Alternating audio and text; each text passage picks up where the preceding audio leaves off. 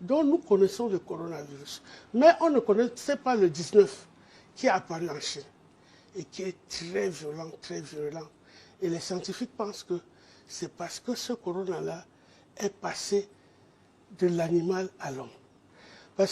Et cet animal, à force d'étudier, on se rend compte que c'est notre chère chauve-souris. Oui, justement, vous avez fait une sortie il y a quelques jours sur les chauves-souris qui étaient incriminées donc comme étant vectrices probables de cette pandémie du Covid-19. Est-ce que vous pouvez préciser davantage votre pensée sur le sujet, Madame le ministre? Oui, ce que je disais. Actuellement, nous avons, ce jour-là, on avait 500 personnes infectées. Sans compter les porteurs sains. Tous ces braves Camerounais qui sont arrivés de partout et qui n'ont pas le sens de la famille. Par exemple, quand vous êtes positif et que vous allez embrasser votre famille, vous fuyez la nuit pour aller... Je trouve que c'est irresponsable. On parlait justement de ces cas-là, parce qu'il n'était que 500. Et je disais que si le mutant, par une transmission interespèce, parce que nous, on fait la veille épidémiologique, si le mutant passe dans la chauve-souris, ce sera l'hécatombe.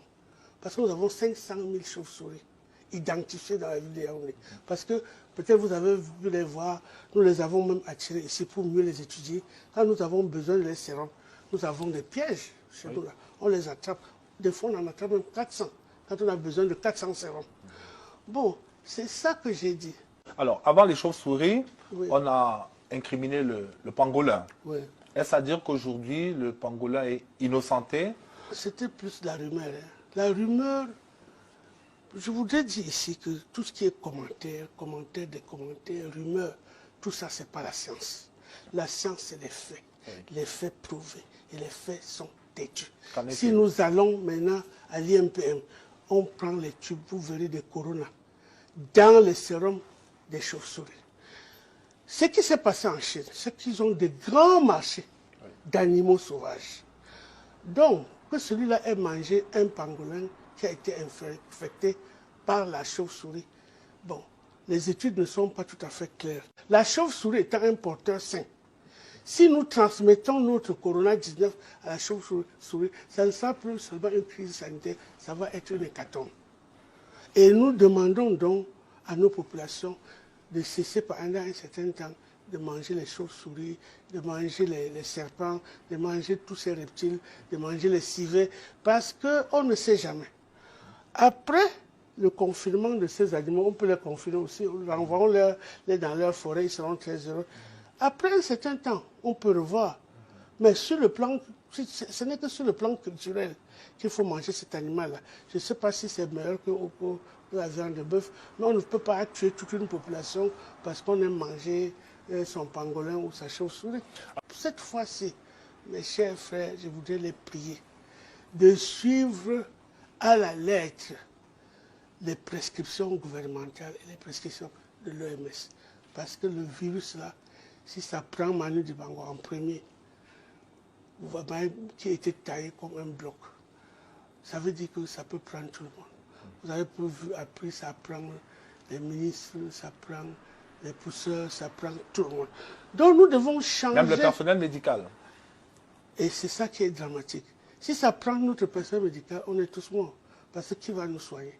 Mais je voudrais dire ici qu'il y a des habitudes des Camerounais qu'il faut absolument changer.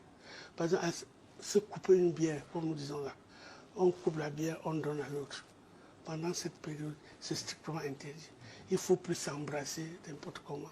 Il faut se saluer à distance. Et là, nous revenons à notre culture.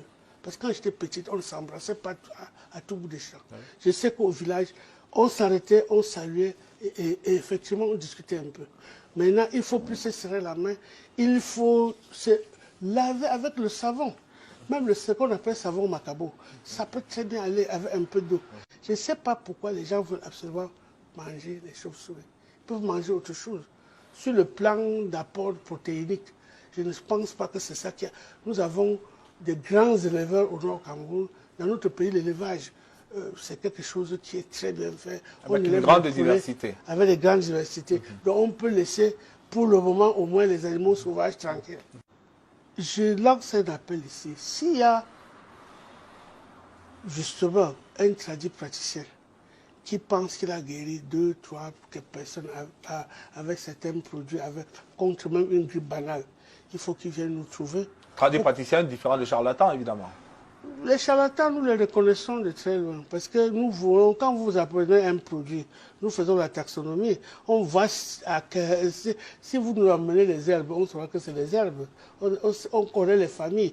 Donc on identifie d'abord la plante, après les espèces, et ensuite nous faisons des extraits au laboratoire. Et avec ces extraits-là, nous avons des machines sophistiquées pour tracer même l'ADN de tout ce que vous nous apportez dans notre laboratoire PD.